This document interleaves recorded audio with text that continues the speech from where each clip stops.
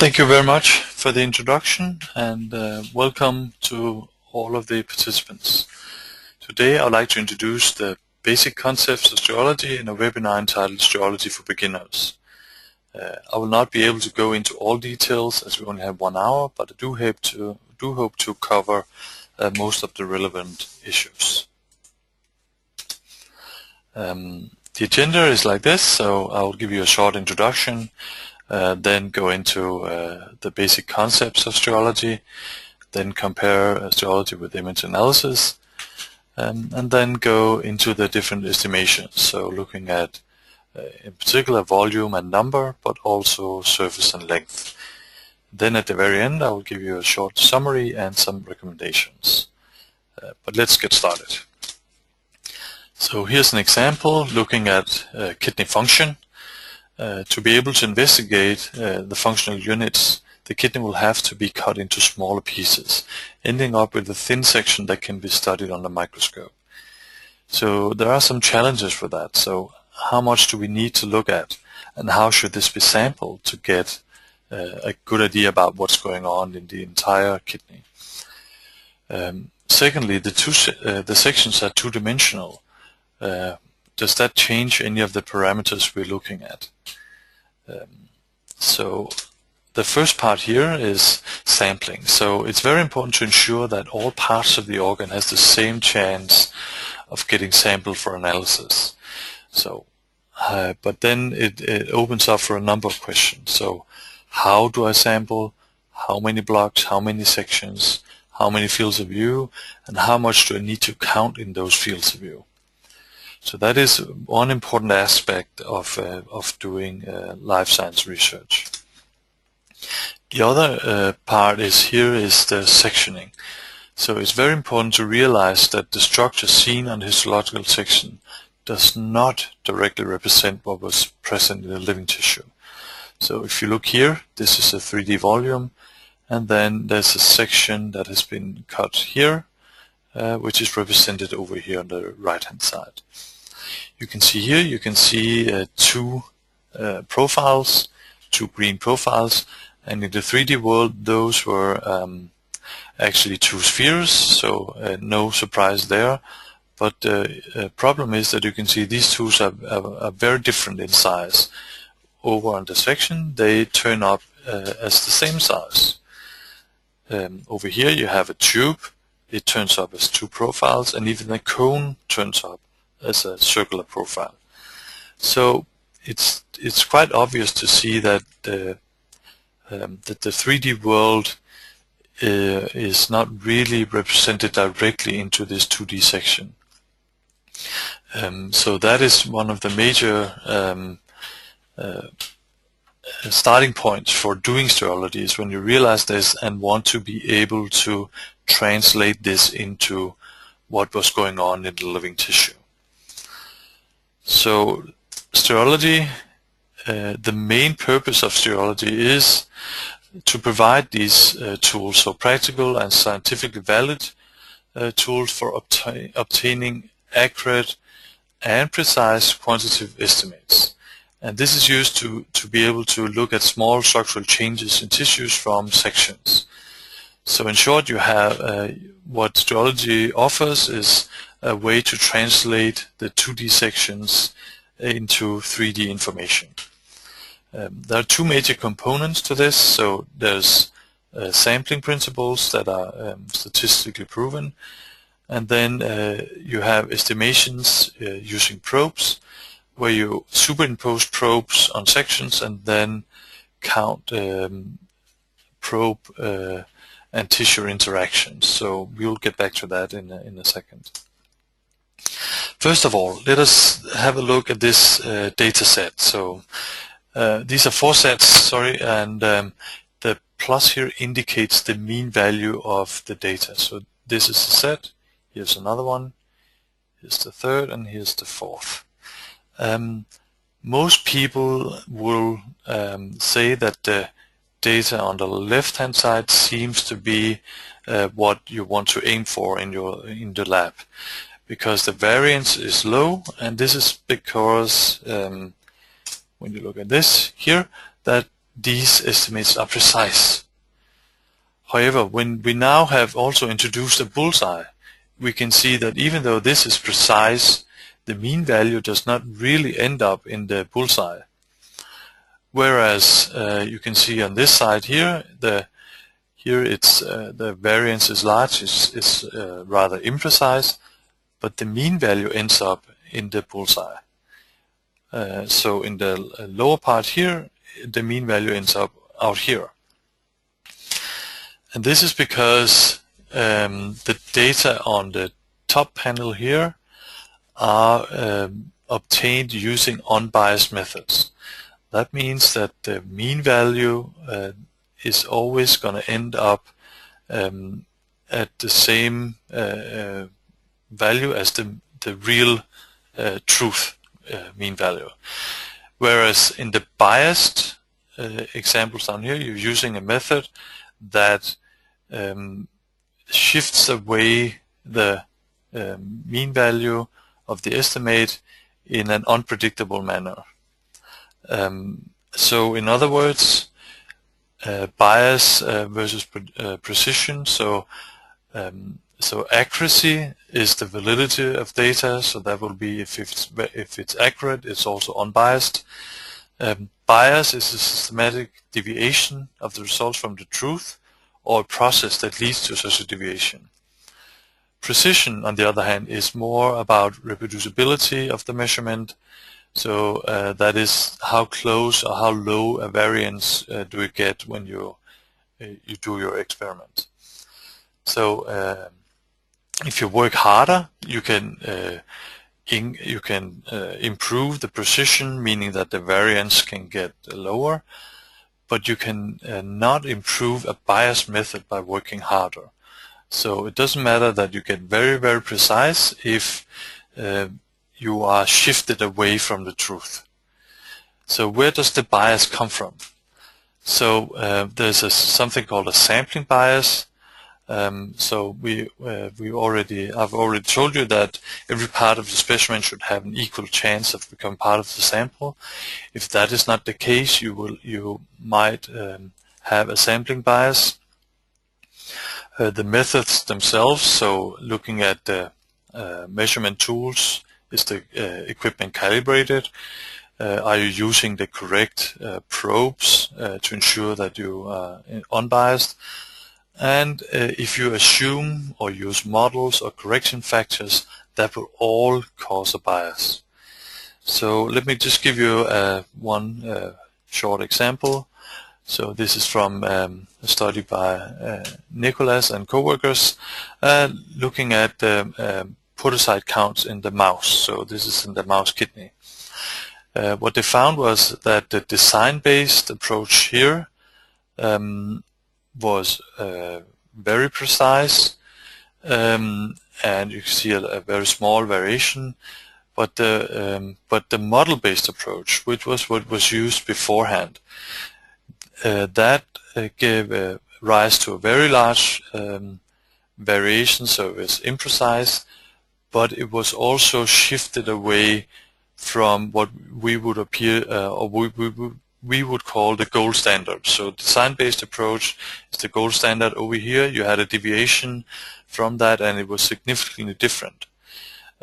So in this case, the podocyte count was overestimated, but you will never really know because a biased method most often does not really is not something that is predictable. Okay, so design-based stereology will allow you to sample and estimate in such a way that the results are going to be unbiased. So its sampling is crucial for all types of quantification and essential for obtaining unbiased results. So when you do the proper sampling, it's assumption-free, it's unbiased, it's based on statistically proven principles, and it minimizes workload and increases efficiency. So all of this is very important.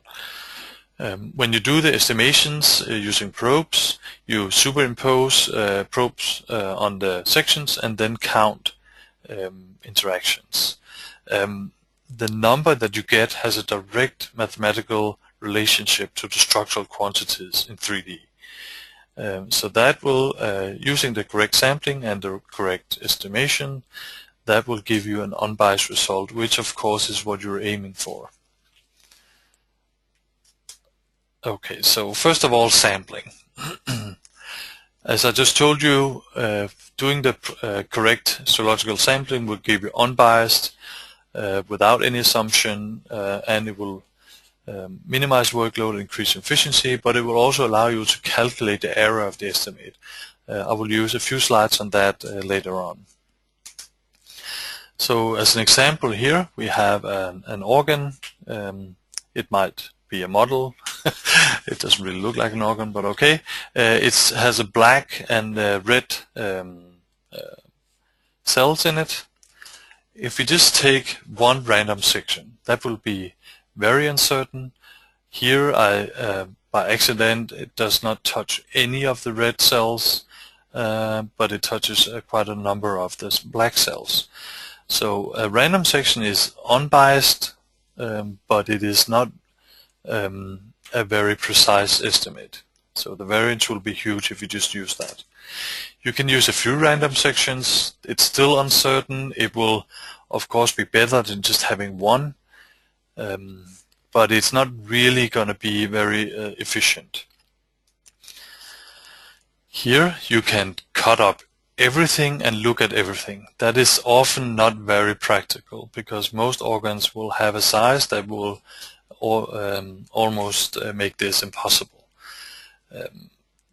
The optimal sampling scheme is actually to have this, what is called systematic uniform random sampling. So what happens is that you have a random start, and then you sample at a known distance apart through the entire organ in a systematic way. So random start, and then cut at a known distance here, and then take samples in all of these positions. That is the optimal sampling scheme, and that is used in all aspects of stereology. You can see here that in this case we get 11 pieces of tissue. If you were to share tissue with other labs, doing biochemistry or molecular work and other things like that, what you could do then is take your organ, slice it up like this, and then say, well, the molecular lab is going to get maybe 2, 4, 6, 8, and 10 section here. So those slabs, and stereological workers are going to get all the odd numbers. So in that way, both labs will have an unbiased sample from the entire organ, instead of just cutting it in half, which will give maybe the molecular workers all the red dots and the stereological workers all the black dots. So cutting up like this will allow you to split organs between different labs. Okay, so what do we estimate in stereology? So volume, we can look at total volumes, we can look at fractional volumes, we can even look at local volumes of individual cells or structures. We also estimate number, so we can look at what is called the physical dissector and optical dissector. I'll get back to this in a little while. And then, of course, surface area density and length density. As I told you before, all of these will have an option to estimate the CE, which is the coefficient of error. So you can have an error that is known, and for each of these there will be a specific way of doing that. Because of the time, we cannot go into details with everything, but I'll just introduce you to the concept. So the coefficient of error is estimated in different ways depending on the method used. It generally contains contributions from counting noise. So the more you count, the smaller this contribution will get. and it also have a contribution from the sectioning. So if you use more sections, this variation will be smaller, this variance. So if you look at the total variance in an experimental group, that will depend on the biological variance and the coefficient of error from the method. So if you look at it here, so the relationship is like this. So the total variance squared is equal to the biological variance squared as well, plus the method, so the CE squared. So that will be the error introduced by you doing the experiment. So the biological variance cannot be changed. That is sort of a built-in in your animals and in what you're looking at. So sometimes, of course, you can use a specific strain of rats that will reduce this, but at the very end, when you look at it, the biological variance is not really something you can change. That also means that the CE here, which can be changed if you work harder, this can be smaller.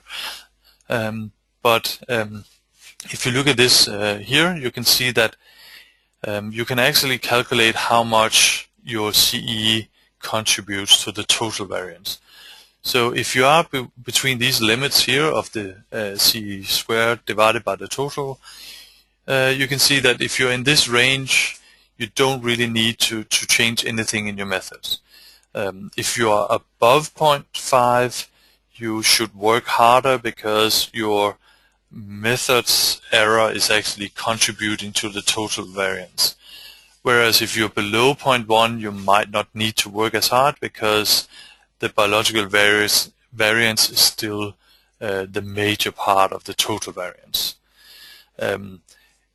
In the next, I will not go into details with this, but it's an important concept that you can calculate the error of the estimate when you're doing stereological research. Okay, so comparing it to stereology and image analysis. So in image analysis, the computer makes billions of relatively simple decisions in a very short time. So it's very fast, it's very reproducible, but it is also biased. You don't really know to what degree unless you compare it to an unbiased method. So in stereology, there's a human operator that makes a few decisions on relatively few image fields. That means that it's comparable compared to image analysis. It's slow, but it's unbiased by design. And you don't have you don't need to worry about staining intensities and illumination because the trained operator will be able to see through that. That is a little bit more difficult if you're using image analysis. On top of that, you can estimate the precision and the error by using the coefficient of error I introduced before. So these are major differences. That ends up with this, that you can see stereology will estimate absolute unbiased quantities, number, length, surface area, and volume, whereas in the image analysis can be used for 2D parameters, so area. Stereology can detect small changes between groups. Here it's indicated as below 30%. You can go further down, of course, depending on what you're looking at. Whereas here you can detect a sort of larger group differences.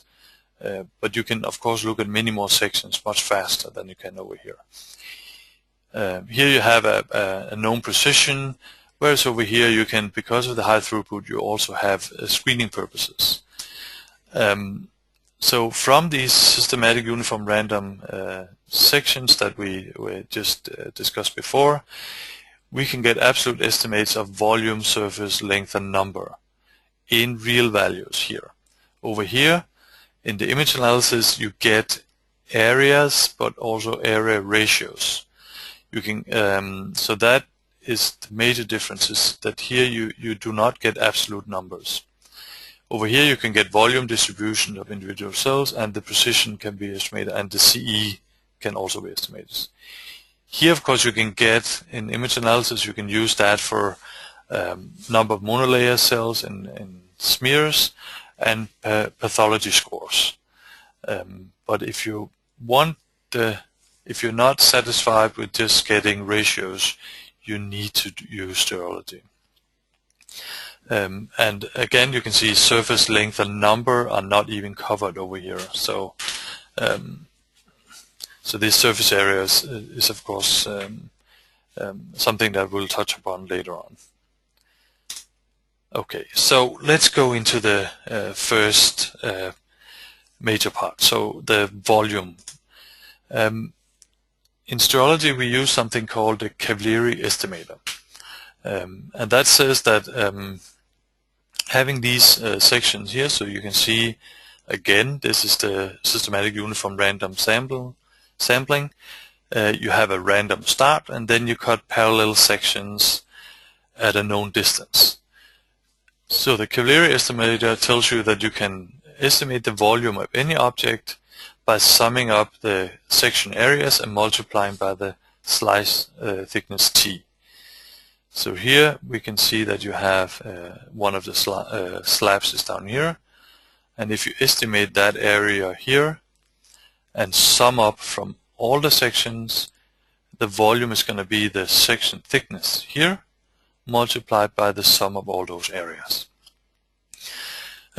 You can also estimate substructures. So if you're looking at only the cortex in the kidney, you can use the same method for that. Or if you're looking at glomeruli or something else, you can use the same procedure for substructures. So for the Cavalieri estimator, you can look at all sections, or you can sample them like this. So if you cut up thin sections like this, you can then sample from those. So here's a random start, say 3, 1, 2, 3, and then for this example here, we will sample every fifth section. So this one is sampled, then over here, here, and here. So in this example, you can see that you're looking at, then you're only going to be estimating the area of these sections. Okay, so estimating area in stereology is done by point counting. So here I have a brain section here, and then I have a point grid. Each of these points is associated with an area, and let me just show you that. So here we have encircled points, has this area associated with it, and the non-encircled points will have this area. What you then do is you count the number of points hitting your tissue, and then the area becomes the area per point multiplied by the sum of those points. So you just go through this. So if you use the encircled ones, you can have 3 here, touches the brain itself, or you can use the non-encircled ones here for estimating, for instance, the hippocampus here. So that'll be 1, 2, 3, 4 points hitting the hippocampus at this one position. You can also use point counting for volume fractions. So the volume fraction is actually the same as the area fraction here, which in turn ends up being actually just the point fraction. So if you count the number of points hitting the substructure you're interested in and divide that by the total, the number of points hitting the organ, the reference, you will then get the fraction out that will tell you how much the substructure constitutes of the entire volume.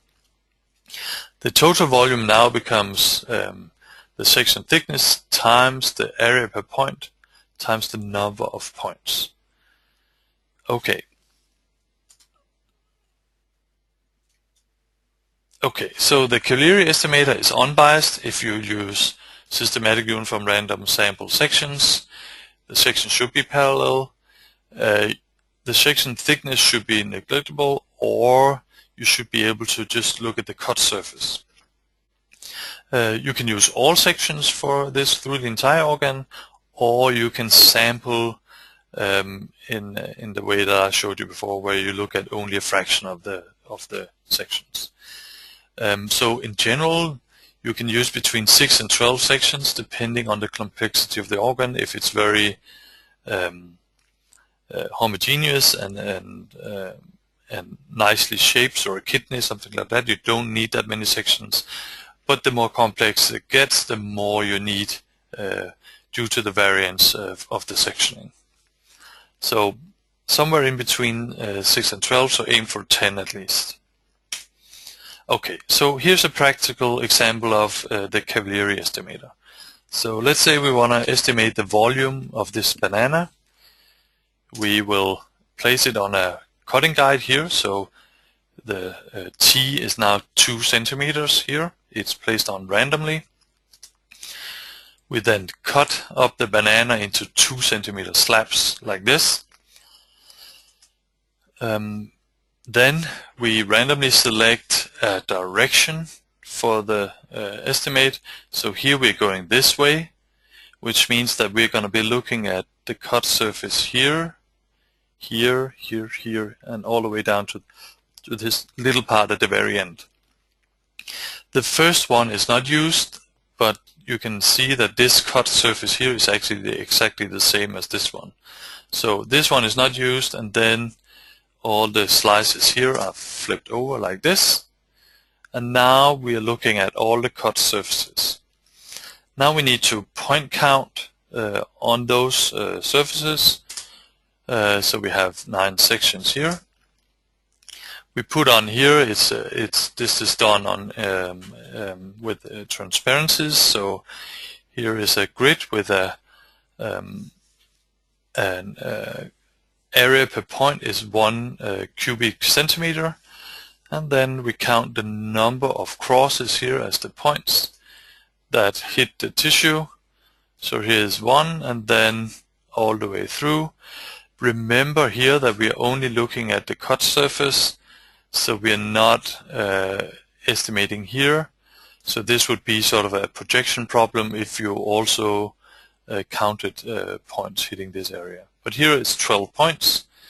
So if we look at the calculation here, so the volume of that one slice I had was the T here, 2 centimeters, times the area per point, which was 1 centimeter squared per point, times 12, the number of points. So that one piece of banana was 24 cubic centimeters.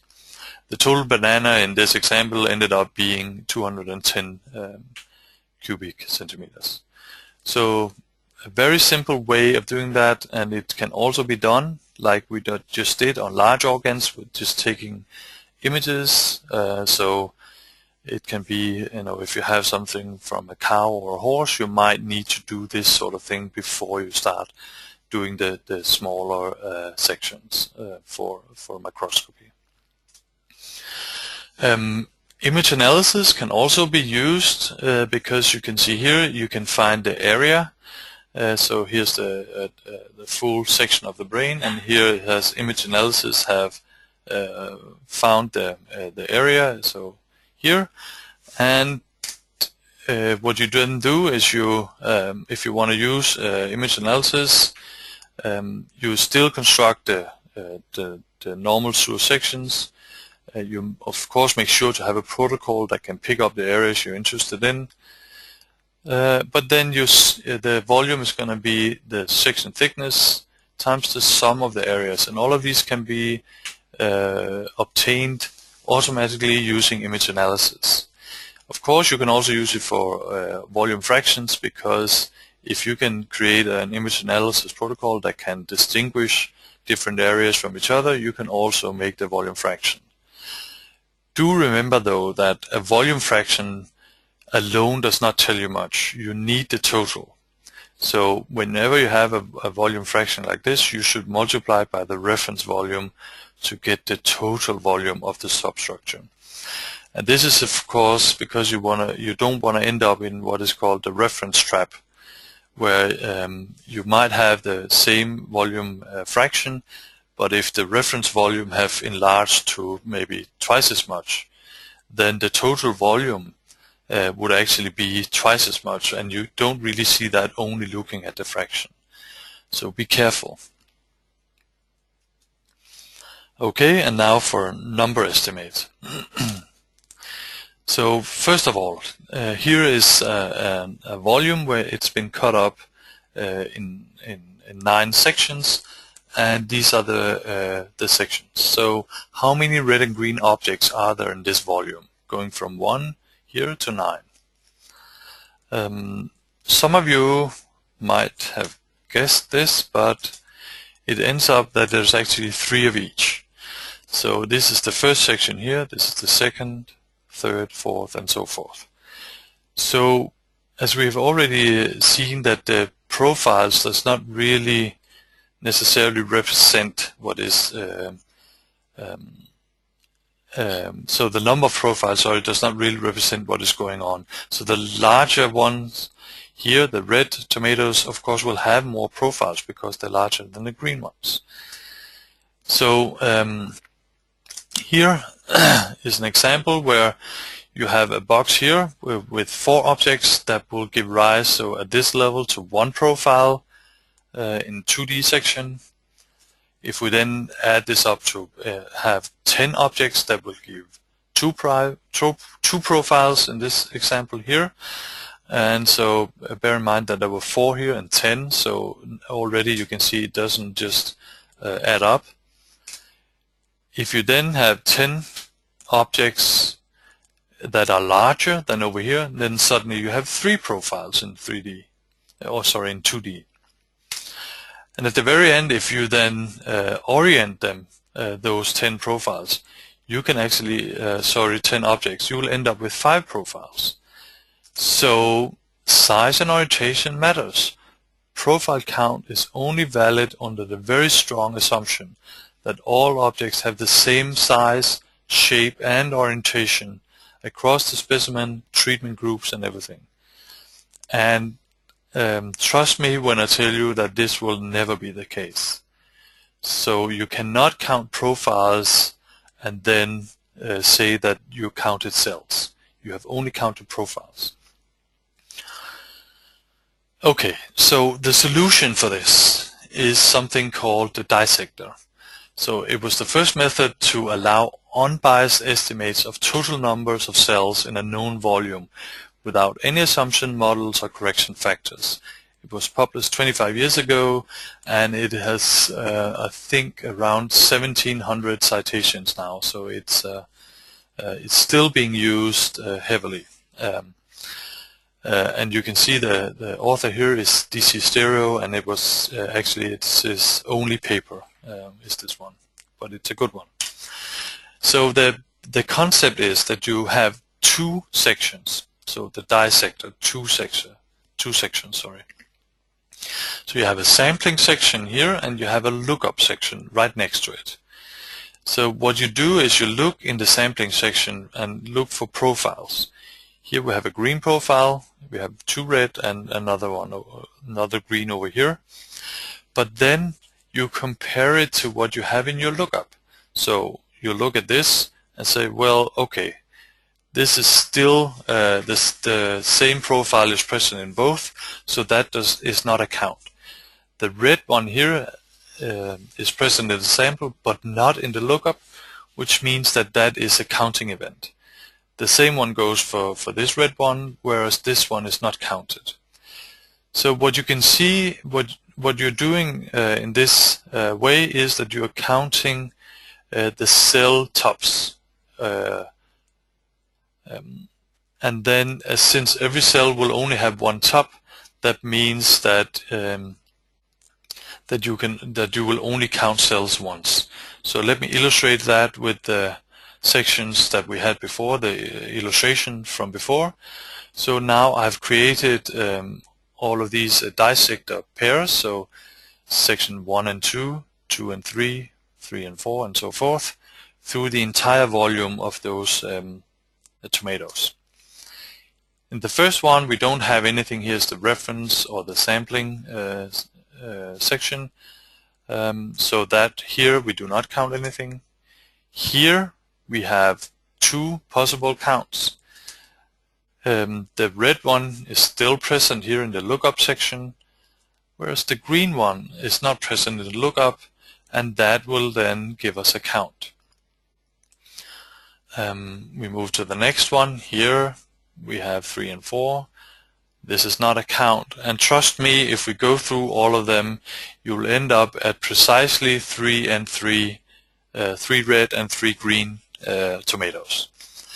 So remember, number of profiles is different than the number of particles, and the dissector will ensure you that all particles are counted and only counted once.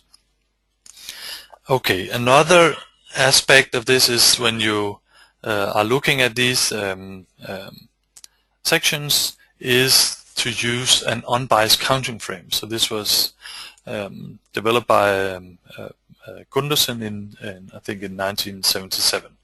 So what you do is you put this counting frame overlaying your tissue, and you have exclusion lines here going to infinity up and down, and you have inclusion lines. So in other words, if the cells you're looking for are inside the counting frame or touching the inclusion line, it's counted. However, if it touches the exclusion line at any position, it is not counted. So you can see this cell here touches the exclusion line down here, therefore it is not counted.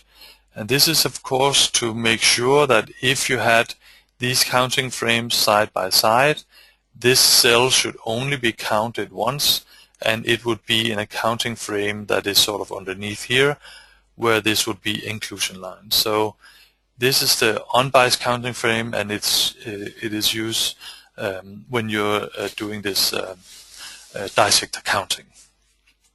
So let's go into an example. So this is a setup where you have, so this was sort of in the old days, so this is actually been the Pagenberg counting neurons in the brain.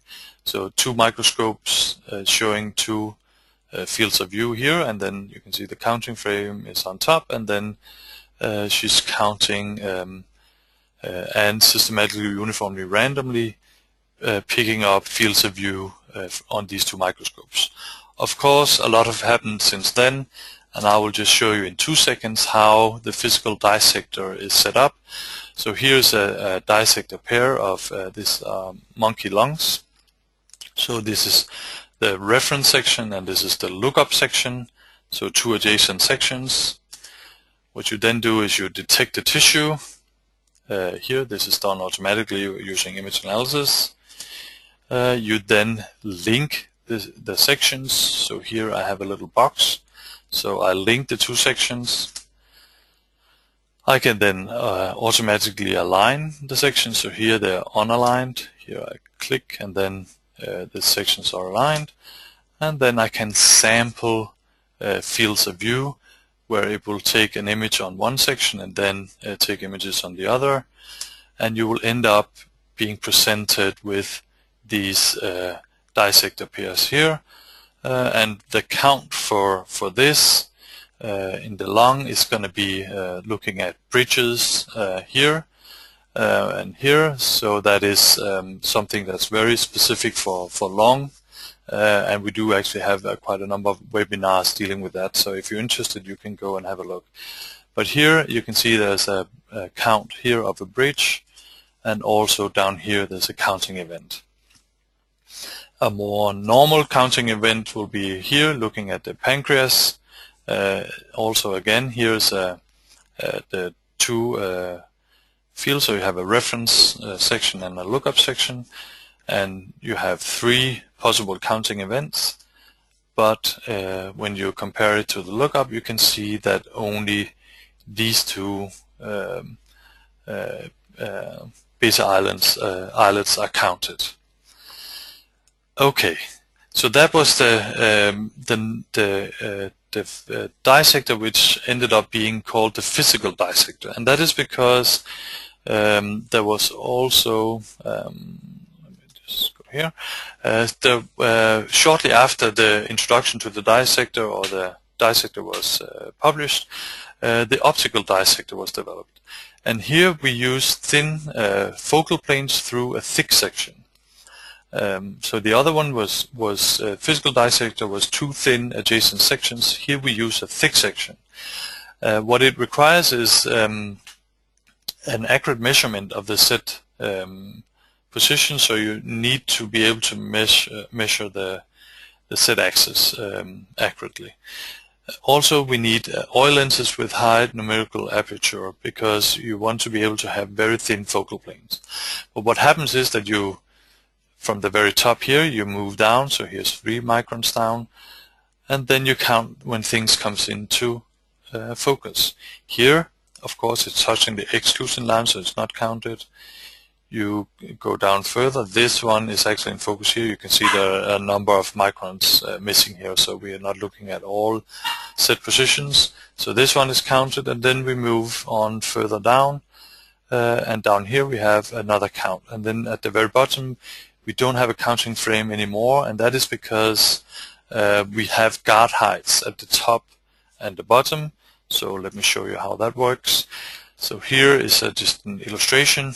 So at the very top, so this is the top of the section, and this is the bottom of the section, we have a guard height indicating that in this area the cells might have fallen out, and there might be other things going on, so you might not have a stable count at the top here and at the bottom.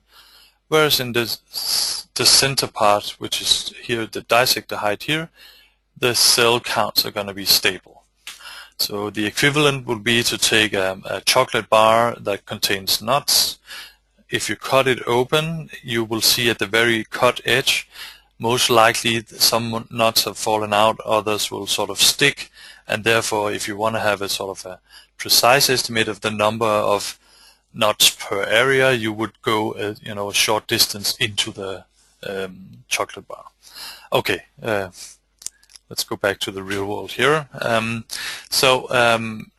be able to set these guard heights and dissector heights, what you need to do is to create this set axis distribution in a pilot study. So you needed to determine the proper guard height and to check for staining penetration.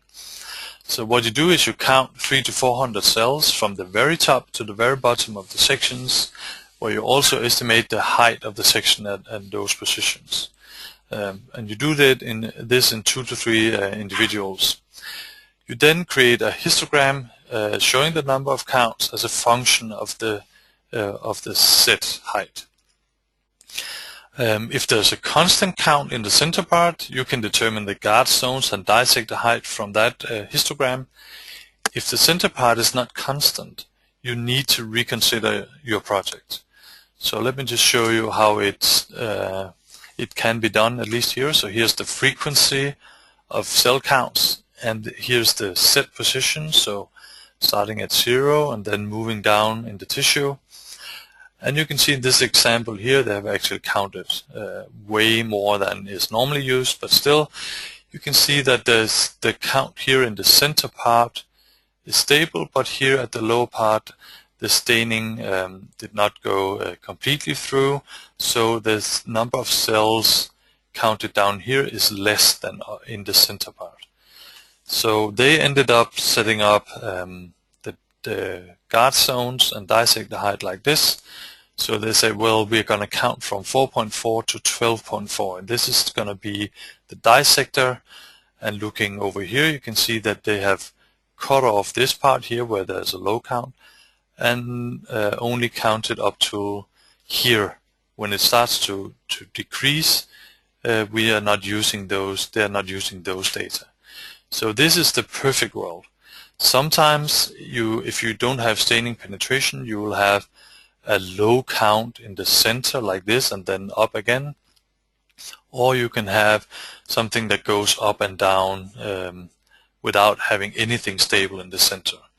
So it's very important to make this z-axis distribution if you want to make sure that you don't have that you are doing this correctly. So the optical dissector, you need guard zones and the dissector height to be set from this z-axis distribution. Okay. Having said that, in estimating numbers, there are sort of two ways of doing that. One would be an NV design, where you're looking at numbers per volume, and then you multiply by the total volume to get the total number out. But there's also a very clever way of doing that. So that is something called a fractionator design, so fractionator sampling. Here is from the original paper, Gundersen 86.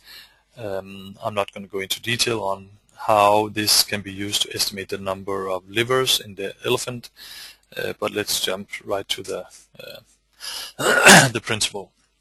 So what you do is a known fraction of an organ is sampled in one or more sampling steps. The total number of cells is then determined at the final step using either physical or optical dissectors. When you use it in this setup, you actually the correct way, or the way that most people do it, is calling it then a physical fractionator or optical fractionator. Okay, so but the total number of cells in the organ is then estimated by multiplying the number of cells counted in this final step, and that is called Q minus here, by the inverse of the sampling fraction for each of the steps. So what you have, the number is 1 divided by all the fractions that you have, and then multiply that by the count at the very end, so the number count you have in the final step. Here's a short example. So if you want to estimate so here was estimate the total number of cells in an organ, which is sampled into slabs, blocks, sections, and fields of view. So 1/8 of the slabs were used, 1/10 of the blocks, 1/200th of the sections, 1/70th of the section areas were looked at, and there was a count of 223.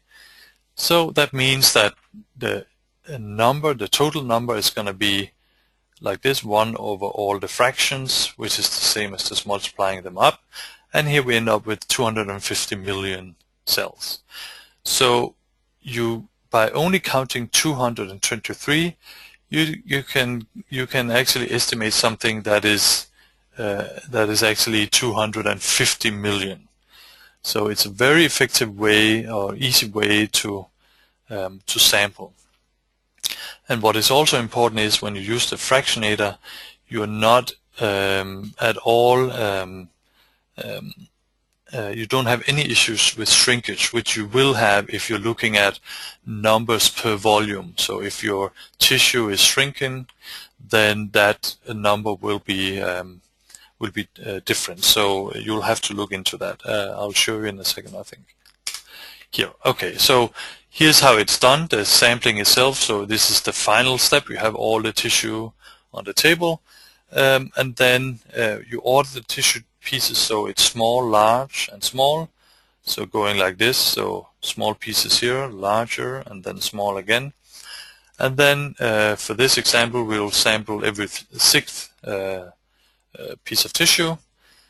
Every 8th piece of tissue from a random start, so 6. So what we do is we will, let me just go here. Yeah, so we go 1, 2, 3, 4, 5, 6. That one is sampled. Then we count again, 7, 8, 9, 10, like this. This one is sampled, and so forth. So those pieces of tissue, it ends up with 9 here, are going to be an unbiased representative of this structure that started out large, and now we are at these small pieces of tissue.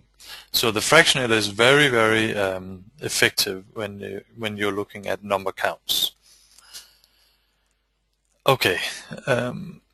The calculations for the two methods, for the NV and the fractionator, is a little bit different. So let me just show you here. So the fractionator design, if you look, you have all of these, so all the fractions. So here you have a block sampling fractions. If you don't look at all the blocks from the organ, You have a section sampling fraction because you're not looking at the entire block, you're just taking off sections from this block.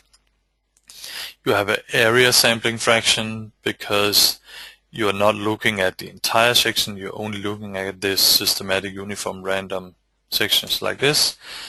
And then you have a height sampling fraction. So for the physical dissector, there's not really a fraction. If you're using, the physical fractionator, if you're looking at the optical fractionator, you have this relationship here where you're looking at the height measured at the microscope divided by this correction factor. So this is the number weighted mean section thickness. I don't want to go into detail with that, but you can look at this paper where everything is explained really well. For the NV design, you are now looking at the number of counts here per volume, and this will constitute the volume because you have the number of here in the physical dissector, you have the number of the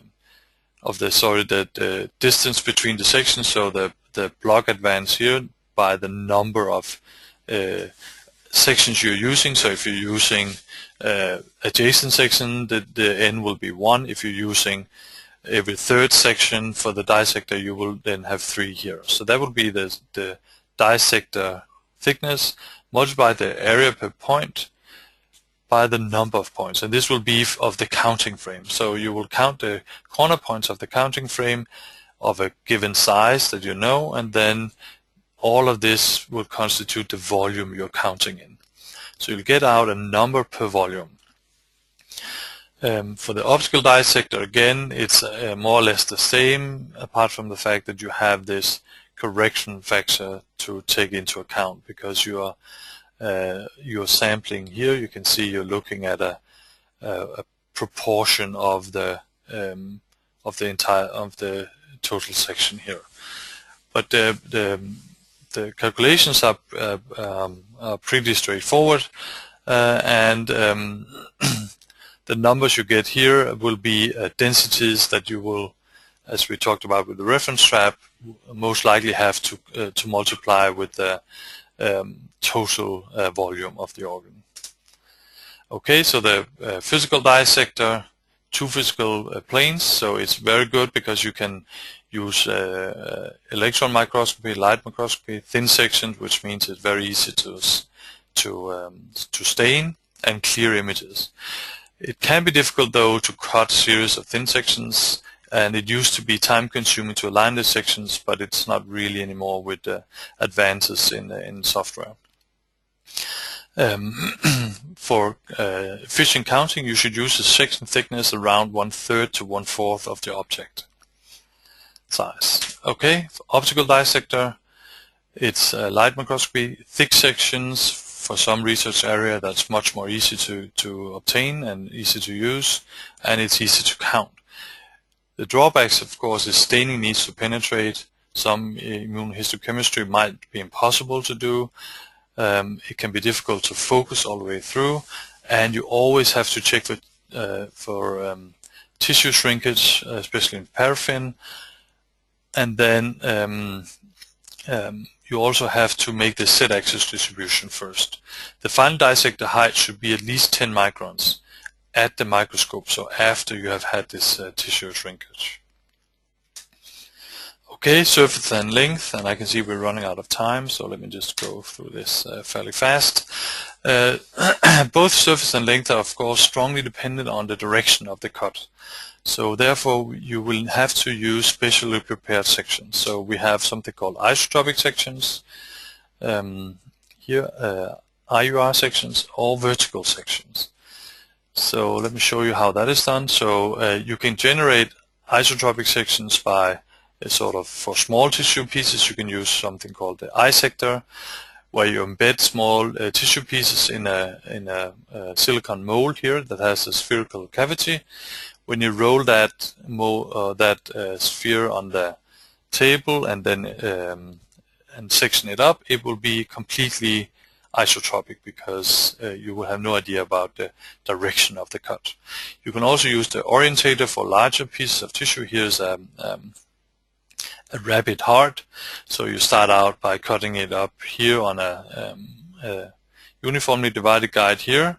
Here I think it was 61. And then you take that cut piece here and place it here, randomly rotate it, and then you cut it in an angle like this.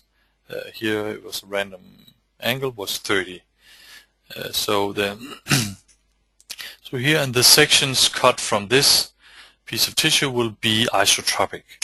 For the vertical, I will show you again with the banana here. You can cut bananas up into pieces here. You can then, the vertical axis will then be something that you decide. And here we want to use this here as the vertical axis. So we place, the vertical plane here is on the table here, and then you cut parallel to this vertical axis.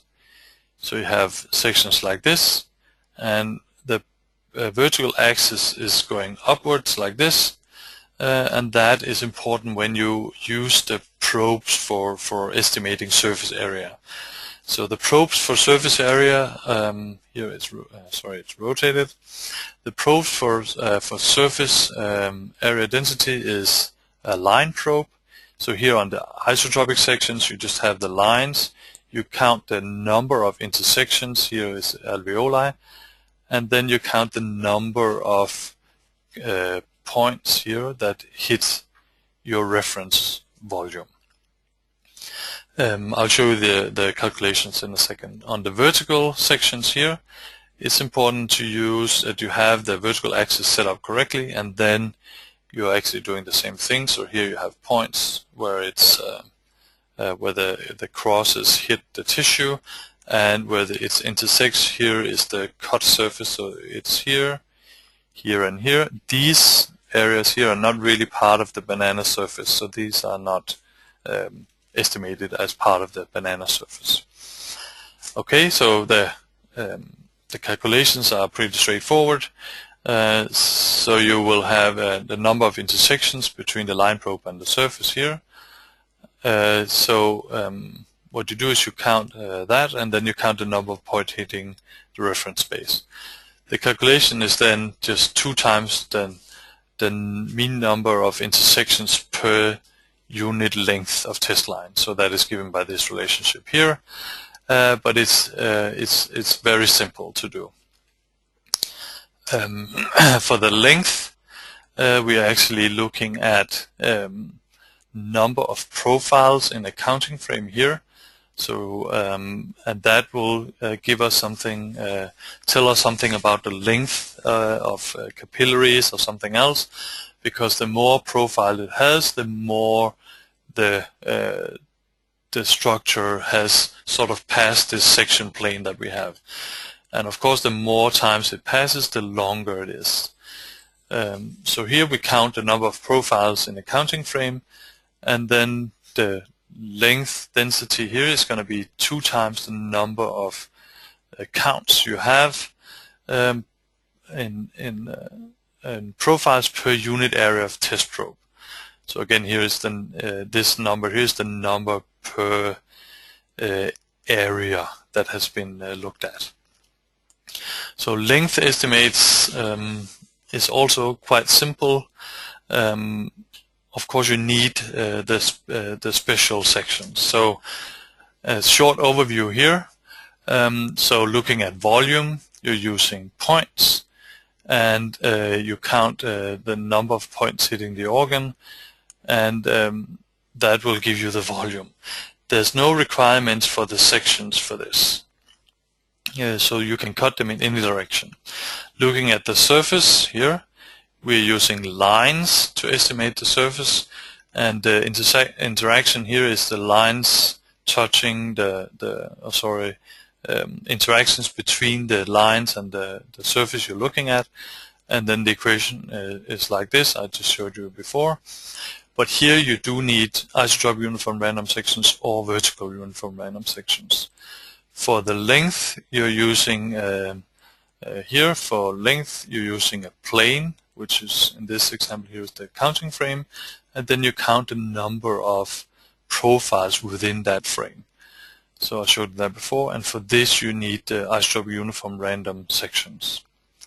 There is also a way that you can do this on thick sections in any direction, so that is something called vertical planes. So it can be done on tissue where you have thick sections, in which you sort of made the tissue itself isotropic uniform random because you have a plane that is IUR through that box, but we'll not go into that further.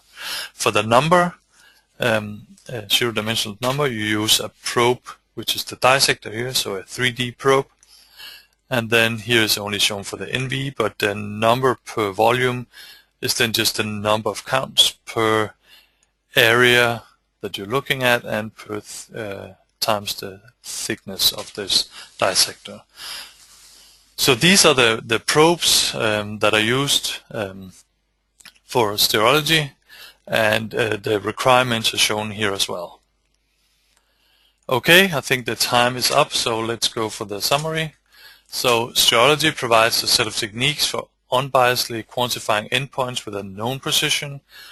The toolbox consists of sampling techniques and probes for estimations. So these are the ones that I just went through. Image analysis can be used primarily for area and fractional area estimates, but also for volume if you use the correctly use the source sections that you use for the Cavalieri estimate. If you do that, you can also use image analysis. A few recommendations. So always start out your experiments with a pilot study on 2 to 3 animals from each experimental group. You need to know that you can see what you're looking for. You need to see that the stainings are working. You need to make a z-axis distribution if you're going to use the optical dissector. And you need to have a feel for how many counts do I get. When you're planning and doing your pilot, you should aim for something like this, so having 6 to 12 sections from each individual, looking at 10 to 15 fields of view per section, and then counting around 200 events, and that is per parameter you're looking at in each individual. For image analysis, it's important to think about how the images were obtained. If there's any way that you can get a hold of source sections, that will be very much preferred compared to just having a sort of one random section. Because the variance from that, even though you estimate everything very accurately, very precise in that one section, it's still going to be very high variance when you do it like that. So if you can have multiple sections, preferably in the source setup, it would be to prefer. Okay. Here at the very end, let me just guide you to.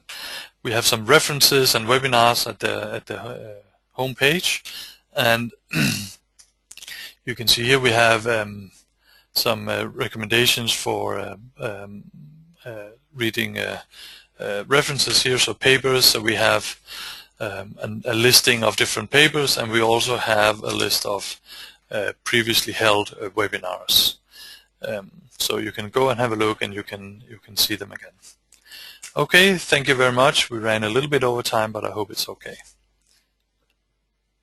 And I think we're ready for questions.